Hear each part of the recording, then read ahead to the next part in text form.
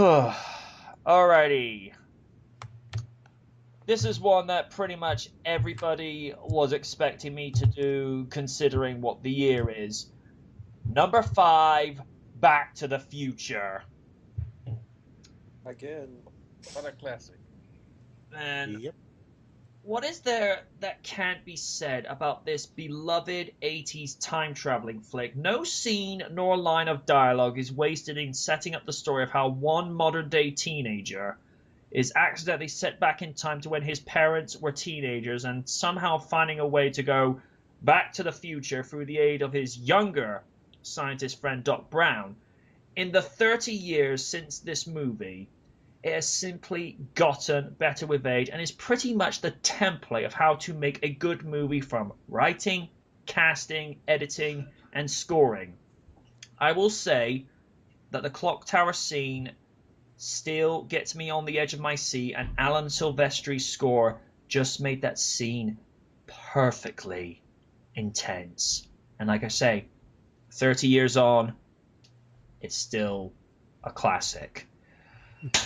Fenice, I know you're dying to say your piece because you've been demanding something for Back to the Future for Skype in the last 5 years, so go nuts.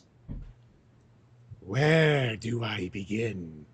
Okay, Creepypus aside, there's one question I have to ask. Mm-hmm. Who hasn't seen this movie? No, seriously, who hasn't seen this movie? But what can I say? This was one of my childhood favorites. I loved it. I still have the DVD from 2002, so I can watch it anytime I want. And it never gets old. It's like Jurassic Park. You keep watching it over and over, and it wows you every time. Mm-hmm. And I also have seen Back to the Future 2 and 3. Like I said, who hasn't seen them? Nope. Consider they're the biggest trilogy since, at the time, the classic Star Wars trilogy. And of course, 2 and 3 were made back to back. Yes, they were. Know. And also, on a more personal note, I really wish they find a cure for Parkinson's. So do I. Because we all know Michael J. Fox has it, and seeing him suffer through it is just heartbreaking. It is. It's my favorite actor as well, next to Robert Downey Jr. Yeah. I had a grandfather who had Parkinson's for a long time. He sadly passed on in 2004. Ooh, sorry, dude. It's all right. But like I said, what hasn't been broken record time. What hasn't been said about Back to the Future and the sequels? What can I say that will make a difference? Other than the obvious. That has been said time and again, and will be said time and again in the next 30 years. It's just one of those movies that is so well done that it's still going to be talked about long after the cast, the crew, directors, and us have long gone. People are still going to be watching this 30, 40, 50 years from now, and are still going to be quoting lines like, it's like, Doc, are you trying to tell me that you built a time machine out of a DeLorean? or you know, anytime Biff screws up, it's like, why don't you make like a tree and get out of here?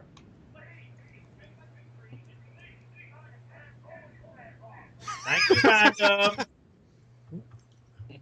Well, he goes, well, that's about as fun as a screen door on a battleship. Screen door on a submarine, you dorks. By the way, I could hear Random all the way from here. Yes. Wait a minute, we can all hear him from here. Best Random, performance I've ever heard. Random can could be hear heard from everything. New Zealand during the early hours of the morning. Why hasn't anyone hired him in voice acting yet? Because people are idiots. Let's move on. Yes. No. He just asked, why has nobody ever hired you? And I said, because people are idiots. Let's move on. Sure, let's go with that.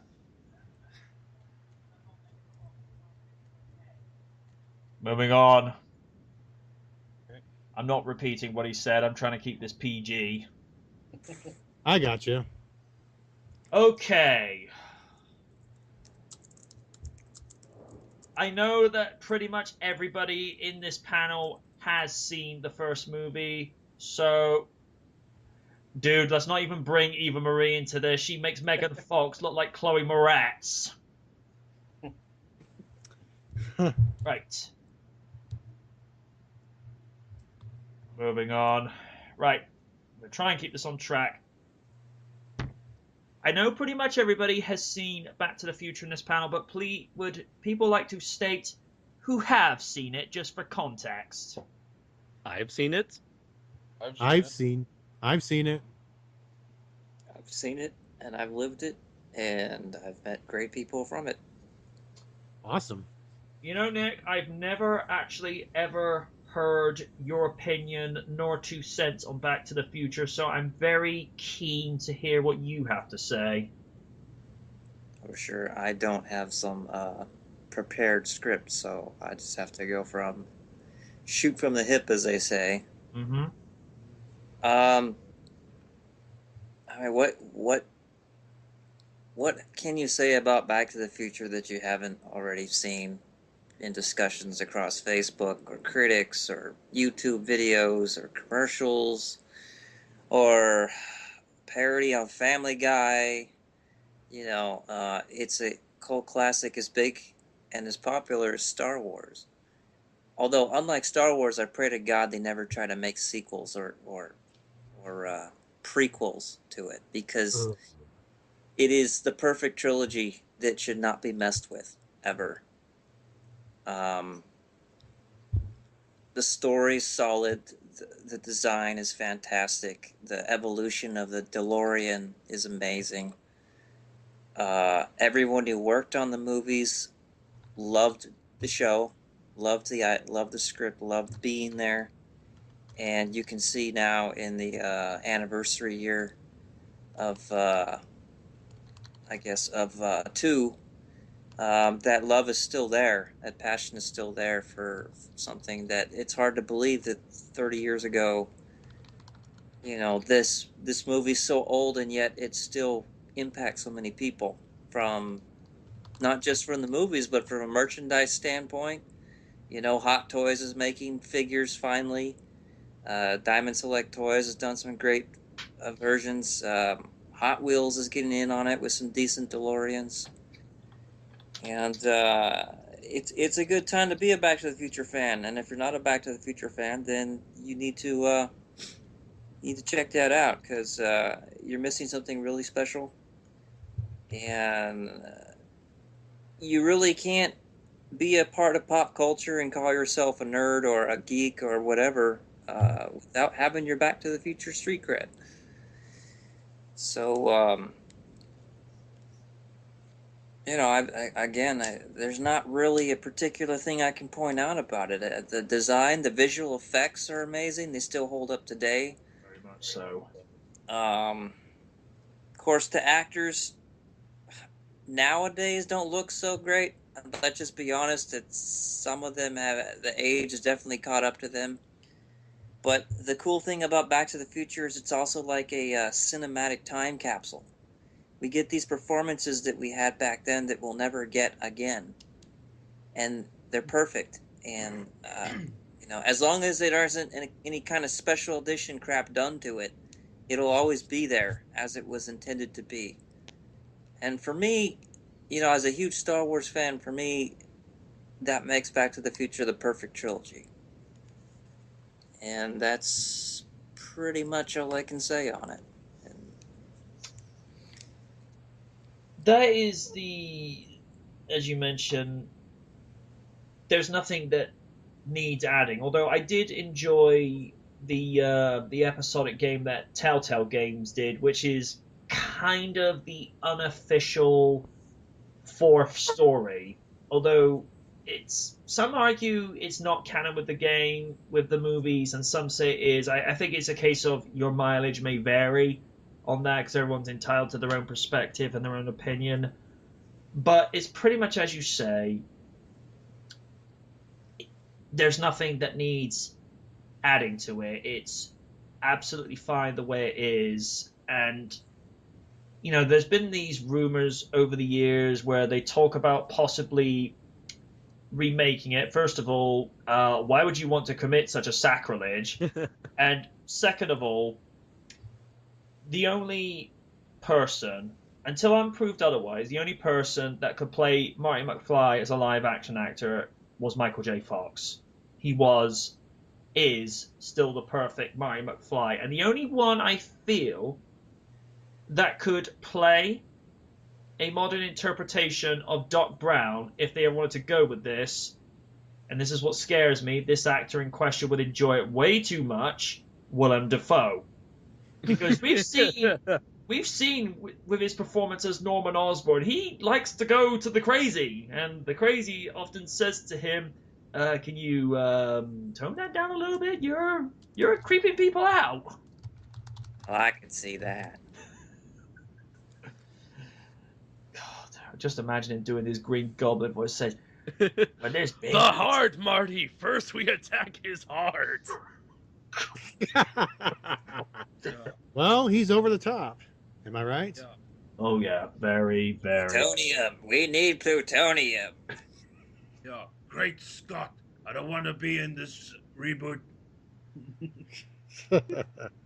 Just All take, right, Just, all right. just take the line of dialogue from the first Spider-Man movie as his reaction. He's like, "You can't do this to me. You know how much I've sacrificed." I just want to say real quick, as a huge fan of the television show The Goldbergs, I did a piece of fan art for season 3. It says Back to the Goldberg season 3, and it's in the Back to the Future 3 title style. Huh. Probably one of the most difficult digital art pieces I've done in a while. Awesome. Nice. Anyway, Adam F. Goldberg is a huge fan of the show, as is the cast and crew. And they actually have my artwork hanging up in their office of that boat. Whoa. I also did a poster, a fan art poster for them featuring the hoverboard. Because from Back to the Future 2, because they did an episode dealing with the hoverboard. And it says, hoverboards are coming. And I made it exactly like one of the stunt hoverboards from Back to the Future 2. Which, as I understand it, is also hanging in their office somewhere. So, kind of a good example of how Back to the Future has influenced future generations. Yes. Anyway, just want to share that. Wow. Denise, you've already said your piece, haven't you? Yep. But I like to add one thing. Sure. There are two people blocking any chance of a reboot / remake. Robert Zemeckis and Bob Gale. Yep. And fortunately, they have prevented any chance of the rumors that Justin Bieber is going to star in such a remake / reboot. Again, I said what I needed to earlier. There is only one Marty McFly, and he's Michael J. Fox. Justin Bieber is not even a tenth of the talent that Michael J. Fox is. And if some people want to come at me, and say, "Oh, you're just a hater," it's like, no, I have to be able to have actually appreciated good talent, and he has none. Thank you. I'll be here all week. But no, again, there's no need to remake that movie. It's like remaking Citizen Kane, or if they tried to remake the original series of Knight Rider, there'd be no need, And just one more time, I'm going to hammer this home. For people that think that the 2008 series was a remake, no, dumbasses, it was a continuation. Just listen to interviews with Justin Bruning. It's a continuation, not a reboot.